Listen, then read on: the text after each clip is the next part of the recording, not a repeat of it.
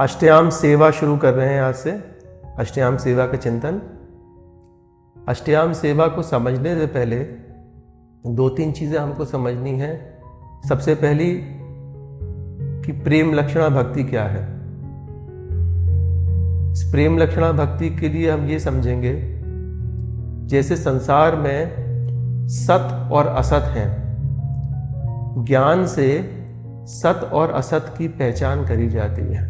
जो भी हम लोग ज्ञान अर्जित करते हैं, जितना भी हम लोग पढ़ाई करेंगे, जो भी चीज़ हम देखते हैं हमारी आंखों के सामने आती हैं, अगर हम उन सब के बारे में जानना चाहेंगे तो उस समय क्या पता पड़ रहा है, सत और असत के बारे में पता पड़ रहा है। और जब हम सत और असत को जान जाते हैं तो स्वाभाविक है कि वैराग्य के द्वारा असत का त्याग किया जाता है। और उस असत के त्याग को ही आप ये भी कह सकते हैं कि वो वैराग्य है, कि जो चीज हमें असत लग रही है हमने उसको छोड़ दिया। अब उस असत की हमसे कोई मतलब नहीं रहा, उसको हमने जब छोड़ दिया, पर सत अभी भी है। अब उस सत्य को आपको करना क्या है कि जो भी श्रीमद् भागवत में नवधा भक्ति बताई गई है, उन नवधा भक्ति के द्वारा सत की सेवा करनी है। सत को पहचानना है, सत को दुलराना है। जब आप वो कर लेते हैं तब आपको दसदा भक्ति मिलती है, उसका फल। जो भी आप करते हैं, कर्म करेंगे तो आपको उसका फल मिलेगा। तो जब आपने सत की सेवा करी और सत की सेवा के बाद में जो आपको फल मिला, वो क्या हुआ? आपका नवधा भक्ति। अब हम इतनी देर से बात कर रहे हैं कि सत्य है क्या चीज। सत्य क्या चीज है? सत्य या फिर सत्य, एक ही बात है। तो सत्य के लिए ये कहा जाता है कि भगवान कृष्ण जब हुए भी नहीं थे तो उनका नामकरण देवताओं ने कर दिया था। कृष्ण नाम उनका होने के बाद में पड़ा है माधव, मुरारी, मुकुंद, गोपाल। उनके अलग अलग जो भी उनकी क्रियाएं जो थीं, उसके हिसाब से उनका नाम ये सारा का सारा पड़ा उनका। पर उनका एक ऐसा नाम भी है जो कि उनके जन्म के पहले ही पड़ गया था। जब देवता यशोदा देवकी मैया के पास में उनकी स्तुति करने के लिए कारागृह में पहुंचे थे, तो उन्होंने नाम लिया है भगवान का सत्य। सत्य परम सत्य, कि सत्य ही जो है आपका नाम है, कि आपके अलावा और कोई सत्य नहीं है।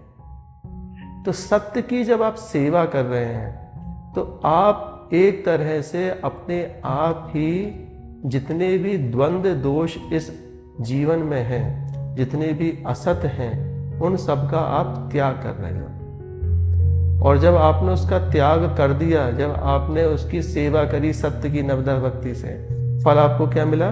दसदा भक्ति। तो सेवा एक तरह से आप ये कहिए कि प्रभु को पाने का उपाय है, प्रभु को दुलराने का उपाय है, प्रभु के साथ में रहने का एक उपाय है सेवा।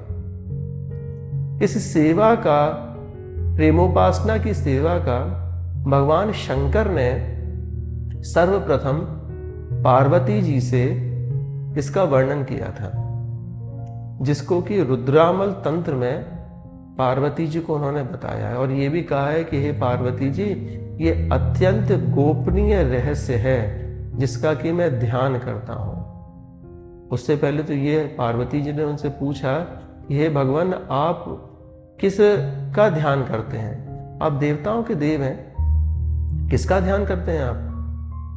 तब भगवान कहते हैं कि भैया, मैं जो हूं गौर तेज विनायस्तु श्याम तेज समर्चयेत जपेद्वाध्यायते वापि सब भवेत पात की सिवे तस्मा ज्योतिरभूद्वेधा राधा माधव रूपकम। कि एक ऐसे ज्योतिर्मय स्वरूप का ध्यान कर रहा हूं, और वो ज्योतिर्मय स्वरूप क्या है?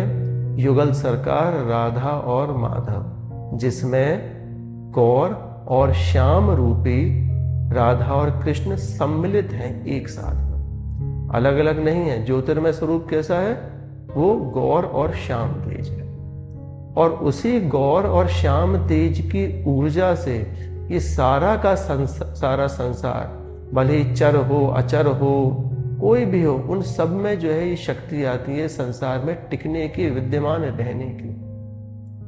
तो ये भगवान शंकर इस परम गुह्याति गुह्य रहस्य को पार्वती जी को बताते हैं, और फिर एक एक चीज के बारे में धीरे धीरे बताते हैं कि किस किस तरह से प्रकट सेवा और भाव सेवा और नित्य विहार सेवा, ये 3 प्रकार की सेवाओं का प्रति किस तरह से इनको करना है। तो 3 तरह की सेवा उन्होंने बताई कि पहली है प्रकट सेवा, दूसरी है भाव सेवा, और तीसरी है नित्य विहार सेवा। ये पीछे की जो 2 सेवा बताएं, जिसमें कि आपकी भाव सेवा और नित्य विहार सेवा, ये सेवाओं को करने के लिए, इन दोनों सेवाओं को करने के लिए आपको सर्वप्रथम सीढ़ी जो है प्रकट सेवा, वो आपको आनी चाहिए। और सेवा है क्या वो भी हमको समझना है कि जब हमको दसदा भक्ति मिली सत की सेवा करने से, तो वो दसदा भक्ति जब हमको मिली है वो एक अलग तरह की विलक्षण भक्ति है। वो विलक्षण भक्ति किस तरह की है? जिसमें अभी आपको ये चीज सोचनी है कि प्रभु के हम नहीं हैं, प्रभु हमारे हैं। अब जो भी कर्म जो होगा वो तत्सुखमय सेवा के लिए होगा। तत्सुखमय सेवा कैसी? तत्सुखमय सेवा वो सेवा जिसमें कि हम कुछ भी सेवा करें तो उन दोनों के बीच में सुख का वर्धन हो, प्रेम का वर्धन हो। इस सुख बढ़ेगा तो प्रेम अपने आप ही बढ़ेगा। आप कहीं पर जाते हो और कहीं पर कंफर्टेबल हो तो अपने आप आपके मन में सद्विचार आने शुरू हो जाएंगे ना, अच्छा आपको लगना शुरू हो जाएगा। तो यही होती है दसदा भक्ति, कि प्रभु को सेवा किस तरह ही करनी है जिससे कि उनके लिए वो सुखकारी हो। भले ही गर्मियों में बंगले बन रहे हैं, फूल श्रृंगार, कली श्रृंगार हो रहा है, सावन के महीने में झूले डल रहे हैं, फिर उसके बाद में उनका जन्मोत्सव मनाए जा रहे हैं, शरद के रास मनाए जा रहे हैं। ये सारे के सारे उत्सव क्यों मनाए जा रहे हैं? सखियां क्यों मना रही हैं? उनके लिए सुखकारी हो, और सुखकारी होने के बाद में उन दोनों के बीच में प्रेम बढ़े। तो जो अष्टयाम सेवा जो है प्रकट भाव सेवा, उसमें यही एक बेस लेके चला गया है कि प्रभु का सुख बढ़ाया जाए किसी भी तरह से। दिन में 24 घंटे हैं तो 24 घंटों को हम लोगों ने 8 प्रहर में जो है डिवाइड कर दिया। तो एक प्रहर आपका हो गया कितने घंटे का? 3 घंटे का, ठीक है। तो 3 घंटे का एक प्रहर हो गया, तो उस हर प्रहर में समय और ऋतु के अनुकूल प्रभु की हम क्या सेवा कर सकते हैं। तो उसमें 3 चीज सबसे ज्यादा महत्वपूर्ण होती है सेवा में, कि प्रभु को हम क्या भोग लगा रहे हैं, क्या उनके सामने राग रागनी गा रहे हैं, और क्या उनका श्रृंगार कर रहे हैं। और अष्टयाम सेवा में हर प्रहर में प्रभु का भोग, राग और श्रृंगार वो बदलता है।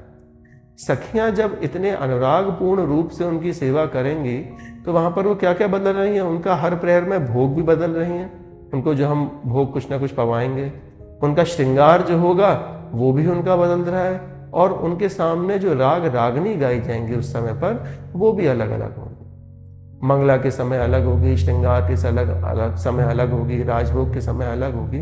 तो वो समय समय से उनके सुख के हिसाब से ये सारी चीजें करी जाती हैं। तो अब आगे आने वाले समय में हम लोग इन्हीं सब चीजों का चिंतन करेंगे कि किस तरह से प्रकट सेवा में प्रभु की ये सारी की सारी सेवाएं करी जाती हैं।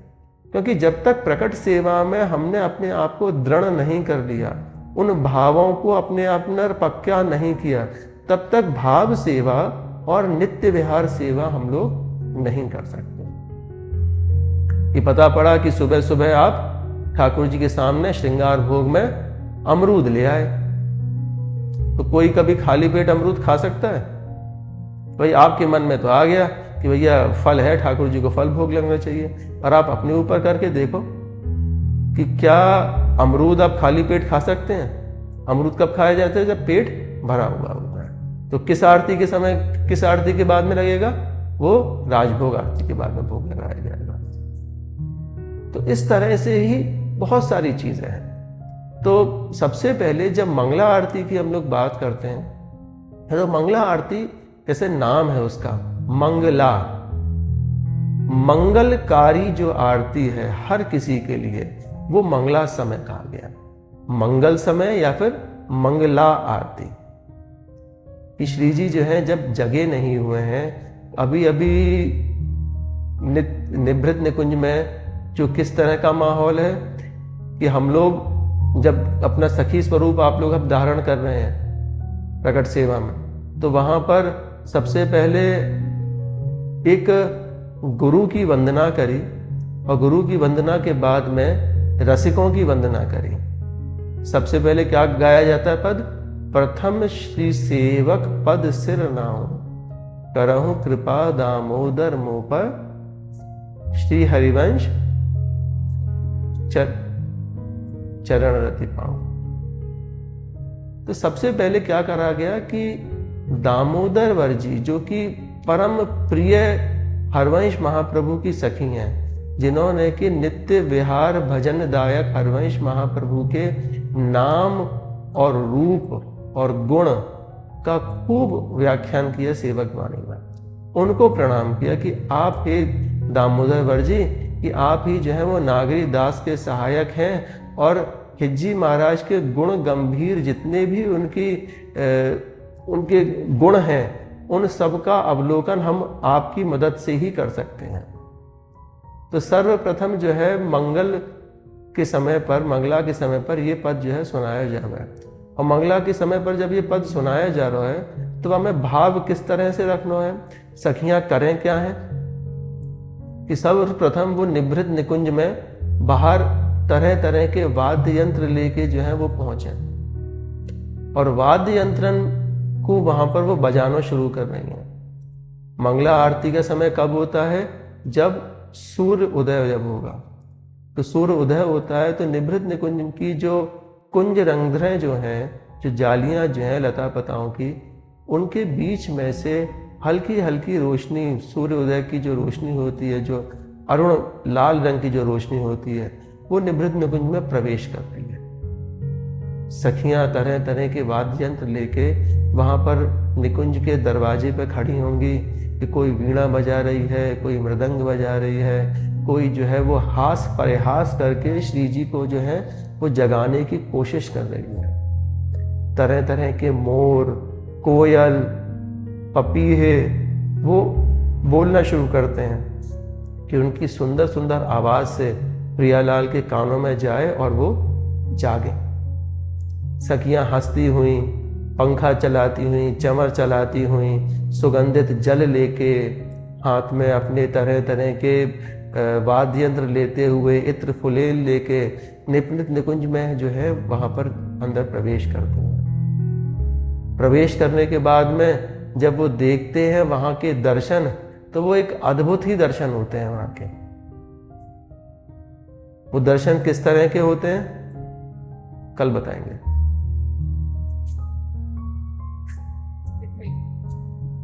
वो दर्शन कल बताएंगे।